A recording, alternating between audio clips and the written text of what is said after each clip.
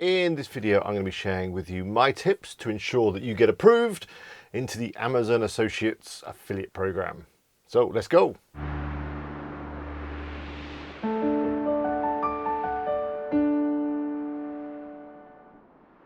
Hello, it's Alex here from WP Eagle. I hope you're all well. If you're new to the channel, hello, good to see you. Thanks for stopping by. I'd love to have you as a subscriber. So if you've not already done that, be sure to click the little button below and click the little bell to make sure that you get notified when I upload new videos. I tend to do one every single week. But anyway, this video is all about getting approval into the Amazon Associate Program. I get a lot of emails from people saying that they're, setting up an Amazon affiliate site and they've kind of built up their site, and then Amazon drops them an email and says, oh, we've rejected your application. Sorry about that, and then kind of disables access to their account. And yeah, people feel really down and despondent and what shall I do? So I thought it was about time that I put together a video of my top tips on what you can do to ensure that Amazon approve your application. Now, I've got 8 tips that I'm going to share with you today. I'm going to go through those in a moment. But before I start, I just want to share with you kind of the affiliate mindset, because once you have this, it will affect everything you do. It will make you a better affiliate. You'll do better stuff. You'll make better content. You'll create better websites. And in turn, you won't have any problems getting accepted into affiliate programs. So the mindset is this, and this is how you want to approach affiliate marketing. As an affiliate, you are there to provide value. You're there to help people make a purchase.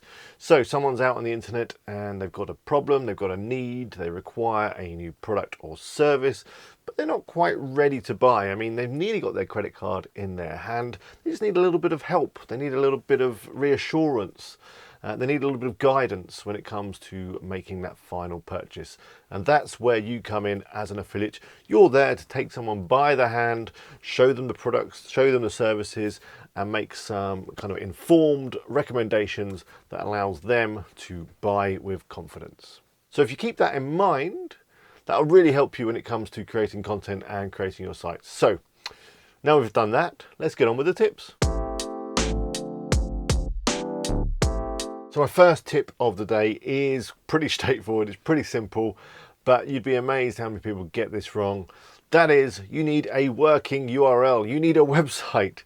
A lot of people, they fill in the Amazon application and the bit where it says URL, they type in their domain name, but they might not have set anything up, it might not be working.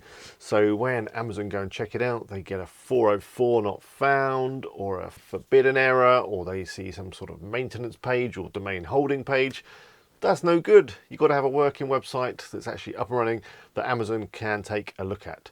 Don't submit an application if your site's not ready or if your site's down or any of that kind of stuff. You want to make sure your site's up and running and working perfectly. Number 2 is really important, and that is content. You need to share with Amazon some great content. It doesn't have to be huge amounts, especially to start with. 3 or 4 articles, probably 5 is a good number to aim for. Some articles that really deliver some good value. Going back to my point earlier about the mindset. So this could be a product review or a product comparison. It could be a how-to guide or a tutorial. It could be a list of the best products for a certain task or whatever. But you need to have some really good content on there, and it's probably part of your blog, that sort of thing. But I'm talking about good articles, videos if you can manage it. But generally articles are fine. These articles need to be unique, they need to be your own work, and they need to be of a reasonable length. I always aim for at least 1,000 words when it comes to creating content, but you want to use this content to show to Amazon that you are adding some good value and that you're there to help people make a purchase. My next tip is around relevance. You want to make sure that the articles that you're producing and the products that you're promoting are relevant to the niche or subject that your website is about.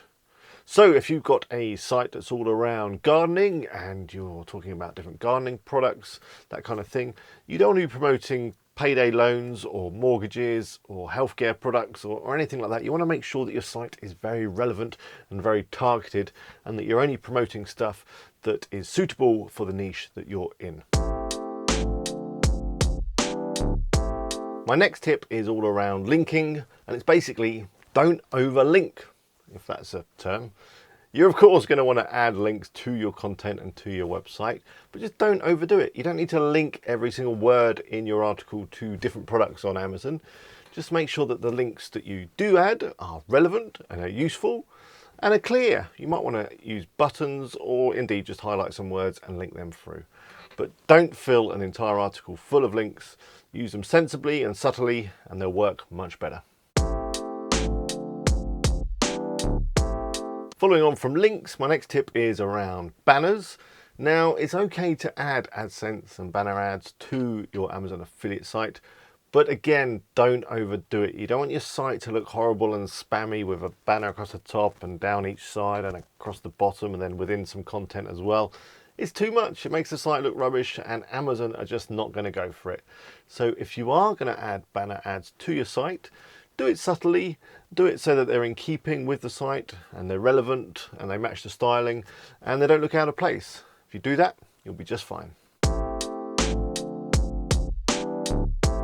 My next tip is around disclosure. It's very important that you make it clear that you are an Amazon affiliate or an Amazon associate and that you're promoting products on Amazon, and just kind of add that legal blurb or whatever it is, the disclosure text, of which you'll find on any of my affiliate marketing websites. I'll put links to them in the description. You can go check them out, but you'll find in the footer I've just got a little paragraph of text that clearly says that I'm an Amazon associate or an Amazon affiliate, and yeah, my site promotes products and hopefully you're okay with that. It's a really good thing to have and it just shows Amazon that you're serious and that you're official and you're doing everything by the book.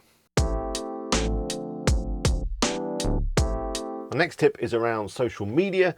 Now, of course, it's fine to use social media to promote stuff, but the way I would approach it is that you use social media to promote stuff within your site. Don't just link straight off to Amazon products from your social media. Amazon really don't like it. And one thing that Amazon also really don't like is people that fill in the application form to become an affiliate and put social URLs rather than their website URL. So it's fine to use social media, and of course do set up a Twitter account, set up a Facebook account, Instagram, Pinterest, whatever's suitable for your niche, but don't use them as your primary kind of promotion method. Don't put them on your application to become an affiliate, and don't link directly to Amazon from your social media. Just link to your site, and then obviously from your site you would then link off to Amazon. That way you won't break any rules, because as I say, Amazon are quite funny about social media and what you can and can't do, and you should be fine then getting your application approved and going forward not getting your application cancelled or rejected because they've spotted that you've been putting links all over Facebook. So yeah, use social media, but use it just to promote stuff on your site.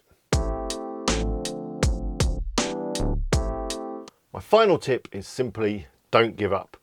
You may get rejected on your first application. You may even get rejected on your second application, but don't let that put you off. Just go back to your site, make some changes, take on board whatever advice Amazon may have given you when they've kind of sent you the rejection email, and then simply submit your application again. Now, I've heard from a number of viewers that have said that it's taken 3 or 4 applications in order to get approved. But once you're approved, you're then ready to set up your site, and in fact you could easily set up subsequent sites without having to go through the whole approval process each time. So it's well worth persevering and resubmitting those applications should you fail on the first or second attempt. So that brings us to the end of this video. I hope you found it useful. As long as you keep in mind that mindset that I mentioned earlier, that you're there to add value and help people make a purchase. So keep that in mind, follow these tips, and good luck with your application. I'm sure you're going to be fine. I'd love to hear how you've been getting on with your Amazon affiliate sites and your applications and all that kind of stuff. Leave me a comment or question below and I'll do my best to read as many as I possibly can.